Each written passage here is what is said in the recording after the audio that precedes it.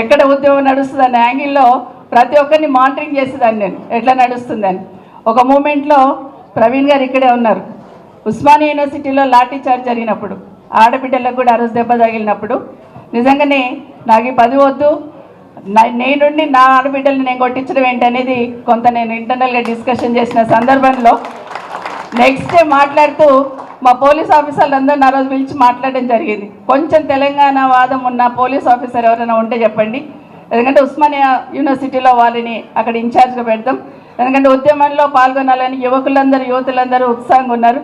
వాళ్ళ మీద ఒక్క లాఠీ దెబ్బ కూడా పడడానికి వీల్లేదంటే తెలంగాణ వాదం పుణికిపుచ్చుకున్న వాళ్ళు కావాలంటే ఆ రోజు ఆర్ఎస్ ప్రవీణ్ గారి పేరు చెప్పారు. సో ఆ రోజు ప్రవీణ్ గారిని అక్కడ పెట్టిన తర్వాత అక్కడున్న ఉద్యమంలో పాల్గొనాలనుకున్న స్టూడెంట్స్ అందరినీ కూడా సామరస్యంగా ఉద్యమంలో పాల్గొనేటట్టు చేసి తెలంగాణ వచ్చే వరకు కూడా ఎక్కడ ఇన్సిడెంట్ జరగకుండా ఉస్మాన్ యూనివర్సిటీలో జరిగిన సందర్భంలో ఖచ్చితంగా ప్రవీణ్ గారిని కూడా గుర్తు చేసుకుంటాను. ఇక మా హరీష్ రావు గారు అయితే మైక్ పట్టుకుంటే నన్ను తిడుతుండే. మాకు హోమ్ మినిస్టర్ ఇచ్చున్నారు, నెత్తి మీద టోపీ లేదు, చేతిలో లాఠీ లేదని తిడుతుండేమో అంటే మళ్ళీ లోపలికి వచ్చి అక్క ఎట్లన్నా కానీ ఇట్లా ఉద్యమాన్ని నడిపిస్తున్నాం చూడు జర చూసుకో అని చెప్తుండే నాకు. సో నిజంగా సంతోషం అనిపించేది. ఆ తిట్టులో కూడా నాకు ప్రేమ కనిపించేది. ఎందుకంటే నా తమ్ముళ్ళు నన్ను తిడుతున్నారు, నా వాళ్ళు నన్ను తిడుతున్నారు, ఖచ్చితంగా ఉద్యమంలో విజయం సాధించాలని ఆరాటం ఉండేది.